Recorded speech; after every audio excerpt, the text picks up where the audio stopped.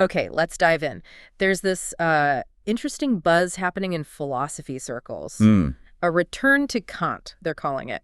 And you might think, Kant, 18th century, powdered wig. right. Seems a bit distant, maybe. Exactly. What could he possibly offer you now? But, well, it turns out quite a lot, actually.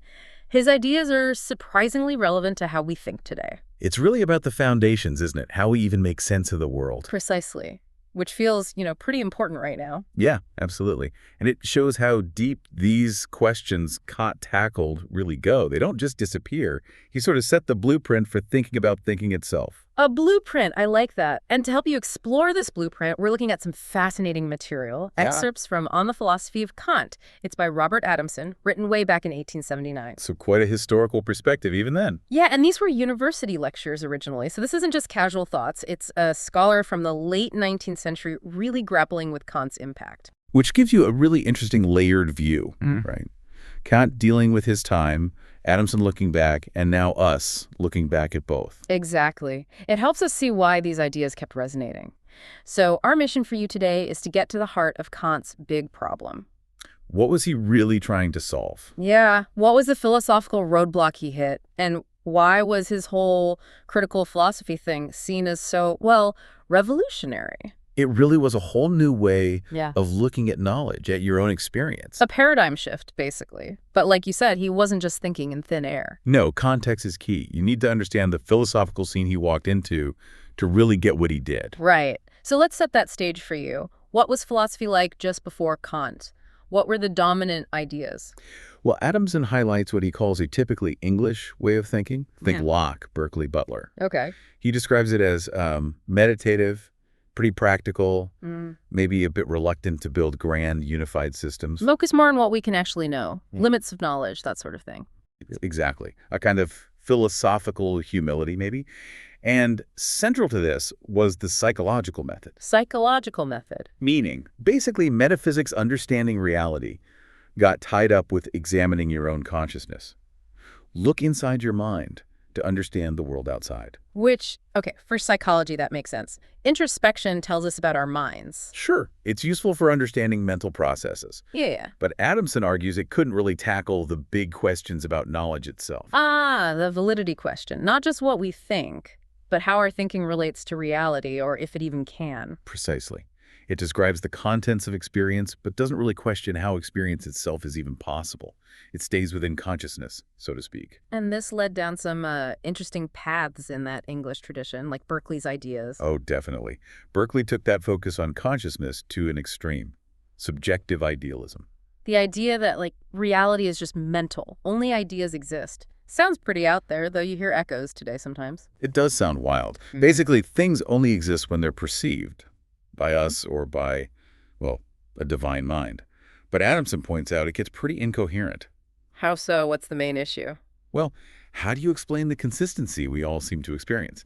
If it's just my ideas and your ideas, why do they match up reasonably well? Right. Why do we both see the table? Exactly. And relying on a divine mind to hold it all together just raises a whole new set of tricky questions about that mind. Adamson saw real problems there. A philosophical can of worms. You could say that. And then comes Hume. Adamson sees Hume as the sort of logical endpoint of this whole English approach. Taking Berkeley's ideas and running with them. Kind of. Hume took this idea that experience is just isolated bits and pieces, and that the self is maybe not so solid, and pushed it towards a really destructive skepticism. Destructive, like undermining everything. Pretty much, yeah. Hume started questioning whether a finite subject, like you, could actually have coherent experience at all. Why? If it's all just a stream of disconnected perceptions, what holds them together? What makes you're experiencing them? He basically pulled the rug out from the whole idea of stable knowledge and a stable self. Okay, so we've gone from practical limits to reality as an idea to maybe experience itself isn't even possible. That sounds like a real dead end. It absolutely was. Yeah. A genuine intellectual crisis. And that's the moment Kant arrives. This dead end, especially Hume's version, is what sparks Kant's central question. Which is, what's the big one? The fundamental question for Kant, the one driving his whole project, was essentially this. How is it possible that the finite subject should have experience at all? Not what do we experience, but how is experience even a thing for us? Exactly. Given where philosophy had ended up, Especially with Hume, it seems almost impossible. How do we get from fleeting sensations to the ordered, objective world you navigate every day? Right. How do we get stable objects, laws of nature, a shared reality if the foundation seems so shaky? Precisely. And it wasn't just these philosophical dead ends pushing Kant. What was happening in science was also a major factor. Really? Science. I think science would provide answers, not more problems. Well, yes and no. Natural science, especially in Germany, was booming. But its own results were sometimes creating internal contradictions or seemed to clash with other ways of thinking. Interesting. So there's a growing need to critically examine the very foundations of scientific thinking itself. Even scientists felt this. Scientists wanted philosophy to help ground their work. Increasingly, yes. Adamson actually quotes Helmholtz, a big scientist back then. Helmholtz said Kant wasn't trying to, invent new facts through thought alone. Okay. He was trying to examine the sources and the validity of the knowledge we already have, sort of checking the foundations of the building. Ah, okay. So Kant wasn't armchair science. He was looking at the underlying rule book that science uses. That's a great way to put it. He stood outside science, in a sense, to analyze the principles it relied on. Makes sense. And what's striking, Adamson notes, is that even with all the scientific leaps since Kant, the fundamental principles haven't changed all that much. Seriously. Even with, relativity, quantum mechanics, neuroscience. Well, obviously the specifics have changed immensely. But the core concepts of Kant analyze things like cause and effect, substance, space, time. These are still the bedrock concepts scientists use to structure their understanding. Adamson even points out that Kant, in his own earlier scientific writings, was already tackling big cosmic questions that science still explores. He was tuned in. So Kant's project was really plugged into the big intellectual currents of his time, philosophy and science. Absolutely. Which leads us to what Adamson calls the general problem of the critical philosophy. Oh, okay. At its core, it's about the relationship between us human beings and the physical world. A question we're still wrestling with today, right? For sure. How did Kant frame it more specifically? He saw specific tensions or oppositions that really came out of Descartes' philosophy and got sharper over time.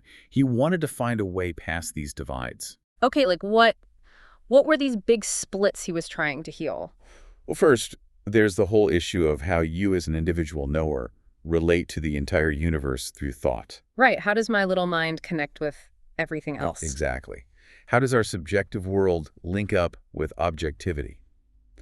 Kant's critique of pure reason dives deep into the ways the connection happens. A huge question, especially now with so many competing claims about what's real or true. Definitely. Second, what is the nature of the universe as it appears to us? We feel like we directly sense a world of solid objects moving in space. Yeah, seems pretty straightforward. But, as Hume showed, all we really get are perceptions, images. Our senses are just the doorways. So Kant asked, how do we separate the objective bits of our consciousness from the purely subjective feelings or sensations? How do we get from raw data to stable objects out there? Back to that coherence problem again. How do you build a shared world from private experiences? Exactly. And the third set of issues involves ethics and religion. This isn't just about thinking. It's about us as agents making choices. Ah, free will versus determinism. Stuff like that. Precisely. Our passions versus moral duty. How do we fit into the causal order of the world as free agents? Kant wanted a system that could handle all of this. Wow. Knowledge, reality, ethics, freedom. That's tackling pretty much everything. It was incredibly ambitious. And his tool for this was fundamentally new. The transcendental method. Transcendental. Okay, that word can sound a bit floaty. What did he actually mean? How is it different from the psychological method or just doing science? Right, it's easy to misunderstand, but Kant was very clear it's not mystical. It's distinct from both science and psychology. Okay. Science and psychology, as we said, look at things already given in experience, objects, phenomena. They work within that subject-object split. They don't really explain the split itself. So they study the painting, but not how sight works or what makes painting possible in the first place? That's a good analogy. Kant's transcendental logic goes deeper. It analyzes the conditions that have to be in place for you to have any cognition, any experience at all. The underlying requirements. Yes. It's a critique of our whole knowledge faculty. Not just what we know, but what makes knowing possible. Like examining the operating system, not just the apps running on it. Looking under experience, not just at it, like the software that lets the computer run. Exactly.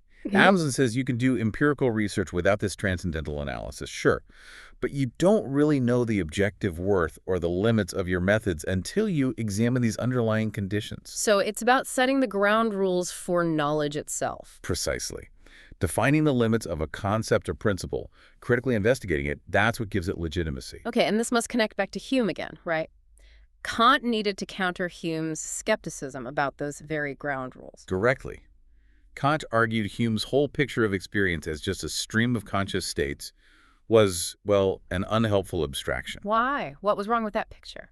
Because, for Kant, it missed the essential nature of consciousness, a mere stream, disconnected impressions that couldn't actually be known by anyone. Like you need something to hold the stream together, a riverbed for the river. Exactly. There has to be some unifying activity, some structure for it to be intelligible experience rather than just meaningless noise. Hume threw out the structure with the sensations. Got it. So, to rebuild that structure, Kant made some key distinctions about how we make statements or judgments. Yes, the famous analytic versus synthetic distinction. Crucial for his system. Okay, refresh us quickly. Analytic judgments. Analytic. The predicate just unpacks what's already in the subject's concept. Think, bachelors are unmarried. Unmarried is part of the definition of bachelor. You just need logic understanding the concept. Right, like opening a box and finding what you expected inside. Simple clarification. Exactly. Synthetic judgments, though, are different. The predicate adds something new, something not already contained in the subject's concept. Okay. And Kant says this new thing comes via intuition, our connection to actual experience. Like, this chair is red. Chair doesn't automatically mean red. You need to actually see the chair. So synthetic needs more than just logic. It needs some input from the world, through intuition or senses. That's the core idea. But then Kant splits synthetic judgments again. A posteriori and a priori. A posteriori. After experience, like seeing the red chair, based on observation. Correct. Based on empirical intuition, sensory experience, their contingent could be otherwise. The chair might have been blue. Right. But synthetic a priori judgments, these are the really interesting ones for Kant. They add something new, synthetic, but we know them before or independent of specific experiences, a priori. Adding something new but known without looking still sounds tricky. Example. Think basic maths. 5 plus 7 equals 12. The concept 12 isn't strictly contained within 5 and 7, and plus, it's a new synthesis. Okay. Yet we know it's true universally and necessarily, not just because we counted apples once. Kant argued it's based on the pure form of our intuition, how we structure experience. Same for geometry, or basic principles about space and time. So space and time aren't things we learn from experience, but more like the built-in framework we use to organize experience in the first place. You've got it. They're synthetic, they structure things, but a priori, they're the condition for having structured experiences, not a result of them. Okay, that's starting to click. These aren't just facts in the world, they're the rules the mind uses to construct an intelligible world. Exactly. And Adamson does note a nuance here for you. Schleiermacher pointed out, and Kant agreed, that what starts as a synthetic discovery can become analytic as concepts get refined over time. So the line can blur a bit as we learn more. Right, but the key point about the highest kind of synthetic a priori judgments stands. They aren't just findings. They're the general formulas expressing the conditions under which experience itself is possible. The underlying logic, the scaffolding, holding it all up. Perfect way to think about it for you. And this leads to Kant's absolute core idea. Synthesis is essential for all knowing. Every single judgment, every perception involves bringing things together. Okay, so synthesis is key. What does it involve? What are the parts needed? Adamson lays out 3 essentials for you. 1, a manifold. Just raw multiplicity, the diverse sensory input. The chaos of sensation. Sort of, yeah. 2, a unity, something that this manifold is related to, combined into. A unifying principle or focus. Bringing order to the chaos. And 3, the mode or form of combination, the how. The specific rules or concepts the mind uses to actively structure that manifold into that unity. So raw data, a way to unify it, and the specific process of unifying, like ingredients, a recipe, and the act of cooking. That works. The manifold is the sensory input, seeing red, round, smooth. The unity is the concept apple. The mode of combination is how your mind applies categories, substance, quality, to link the sensations to the concept. Makes sense. It's an active process, not just passive perception. Absolutely critical for Kant. The mind actively structures experience. And his later work dives into how exactly it does that. Okay, wow, we've definitely covered some serious ground for you. We looked at the philosophical scene Kant inherited, That's skepticism from Hume. the influence of science demanding better foundations, Kant's huge question about how experience is even possible, His transcendental method, looking at the conditions of knowledge. and this crucial idea of synthetic a priori judgments as the rules of the game, and synthesis as the way the game is played. Right. It all comes back to that initial problem. How do you get coherent, objective experience from the seemingly limited resources of a finite mind, especially after Hume seemed to share it was impossible? And Kant's answer was this critical philosophy, a total rethink, shifting focus from the what of experience to the how. Not just what do we know, but how is knowing even possible for us? Exactly. He wanted to put knowledge, both scientific and everyday, on a firmer footing by understanding its necessary preconditions in the structure of our own minds. A new relationship between you and the world. So here's a final thought for you to take away. How might Kant's fundamental question, how is experience even possible, challenge your own everyday assumptions? What unspoken rules, what Kantian conditions might be silently shaping how you perceive and understand everything around you right now? What's the hidden operating system running your reality? Something to chew on.